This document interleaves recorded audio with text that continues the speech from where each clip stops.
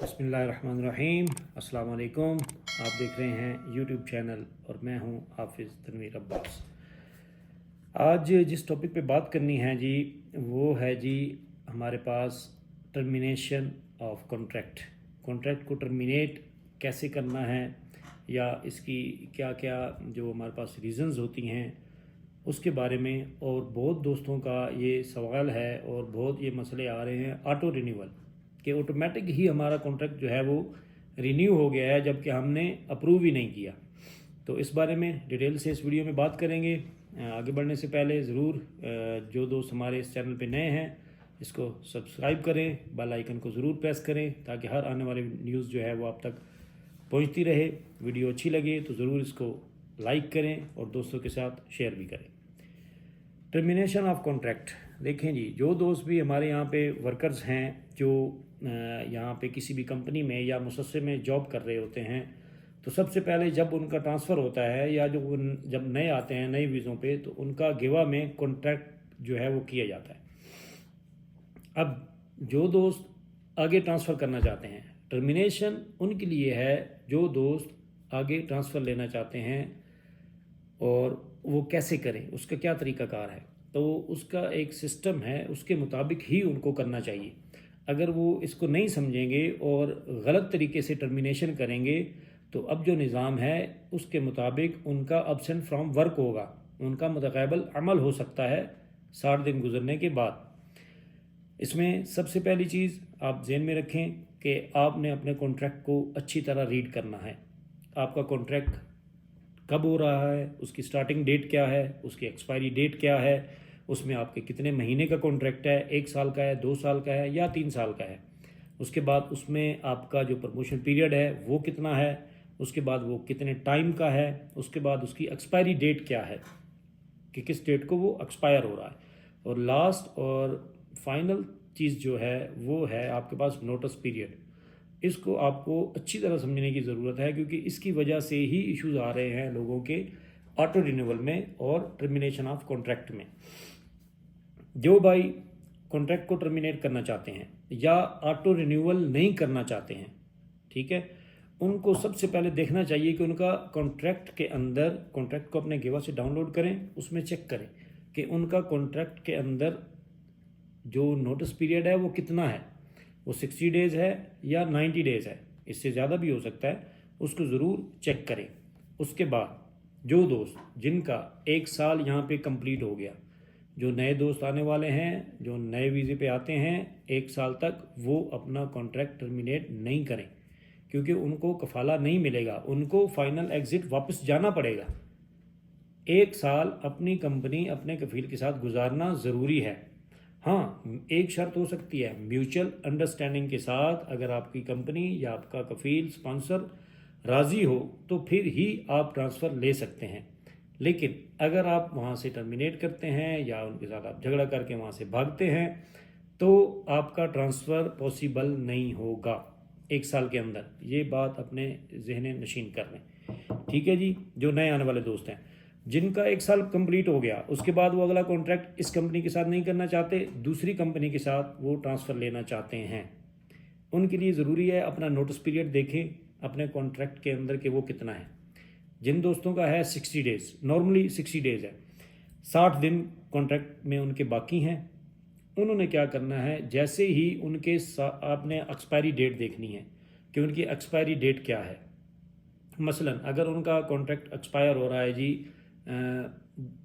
10 दिसंबर 2027, ठीक है जी, तो उन्होंने अपनी एक्सपायरी डेट से 2 महीने पहले, 60 डेज़ पहले उन्होंने अपना कॉन्ट्रैक्ट जो है वो टर्मिनेट करना है। और किस रीज़न पे करना है, एंड ऑफ द एक्सपायरेशन। जो सबसे पहले आपके पास ऑप्शन आता है वो है जी रिज़ाइन। अगर तो आप रिज़ाइन करना चाहते हैं, आप कंपनी को छोड़ना चाहते हैं, आपने लाजिम अपने कॉन्ट्रैक्ट में ये देख लेना है कि अगर आप टर्मिनेट करते हैं इसके ऊपर कि आप रिज़ाइन दे रहे हैं। रिज़ाइन का मतलब है कि आप नहीं काम करना चाहते, आप छोड़ना चाहते हैं। अगर तो कोई एलिगेशन नहीं है आपके ऊपर, उसके बाद आप रिज़ाइन वाले ऑप्शन पे जाएं। दूसरा आपके पास ऑप्शन आ जाता है जी प्रमोशन पीरियड का, ठीक है जी, टर्मिनेशन ऑन प्रमोशन पीरियड। इसमें वो कर सकते हैं जो 90 डेज़ के अंदर जिनका टाइम है। 90 डेज़ के अंदर आप अगर आप ये फैसला कर लें कि हमने इनके पास जॉब नहीं करनी, तो आप उस 90 डेज़ के अंदर आप उनको प्रमोशन पीरियड के ऊपर टर्मिनेट कर सकते हैं।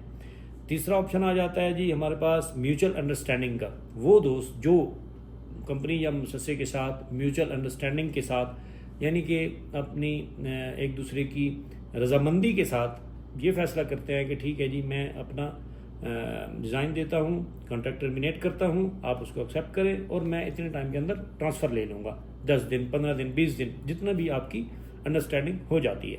तो ये ऑप्शन उनके लिए है। चौथा ऑप्शन जो है, ये नॉर्मली जो लोग 1 साल पूरा होने के बाद कॉन्ट्रैक्ट को टर्मिनेट करके दूसरी कंपनी के पास जाना चाहते हैं, या ऐसे दोस्त जिनको कंपनी नहीं छोड़ती है कि नहीं जी हमने आपको अपने पास इधर ही रखना है, आपने इधर ही काम करना है, तो ये उनके लिए है कि आपने इस ऑप्शन पे आना है, जो चौथा ऑप्शन है, terminate of the contract upon the expiration. Expiration पे का मतलब ये है कि जब आपका कॉन्ट्रैक्ट ख़त्म होगा, एक्सपायर होगा, तो उसके ऊपर जो नोटिस पीरियड जाएगा, नोटिस पीरियड आगे उन्होंने लिखा हुआ है, नोटिस पीरियड यस अनटिल, जो भी आपकी एक्सपायरी डेट होगी उसके ऊपर ये उनको नोटिस पीरियड चला जाएगा। ये आपने कॉन्ट्रैक्ट टर्मिनेट करना है उस नोटिस पीरियड के मुताबिक। अगर आपका 60 डेज़ है तो आप 60 डेज़ पहले कॉन्ट्रैक्ट टर्मिनेट करें इस ऑप्शन पे, end of the expiration contract पे। और अगर आपका 90 डेज़ का है तो आप 90 डेज़ भी पहले भी कर सकते हैं कॉन्ट्रैक्ट टर्मिनेट इस ऑप्शन पे, एंड ऑफ द एक्सपायरेशन पे। ठीक है जी। इसके बाद आ जाता है जी एज का। जिन लोगों की एज पूरी हो रही है और फिर भी कंपनी उनको नहीं छोड़ती है, तो वो अगर टर्मिनेट करना चाहते हैं कॉन्ट्रैक्ट 60 ईयर्स एज है जो सऊदीया में काम करने वालों की है कि लास्ट जो है वो 60 ईयर तक जो है 60 साल की उम्र तक यहाँ काम कर सकते हैं। ये ऑप्शन उनके लिए। उसके बाद आ जाता है हमारे पास जी जो हमें एक लॉ की तरफ से, या ऐसे समझ लें कि कानूनन एक उन्होंने रीज़न दी हुई है कि अगर आपका एक्सपायरेशन पे कॉन्ट्रैक्ट टर्मिनेट नहीं हो रहा, प्रमोशन पीरियड पे नहीं हो रहा, तो ये ऑप्शन भी आप सेलेक्ट कर सकते हैं। 77 जो लॉ आर्टिकल 77 है उसके मुताबिक भी आप अपना कॉन्ट्रैक्ट टर्मिनेट कर सकते हैं। और लास्ट और फाइनल आ जाता है इंजरीज वगैरह का। उसके बाद इसमें एक ऑप्शन डेथ का भी आ जाता है।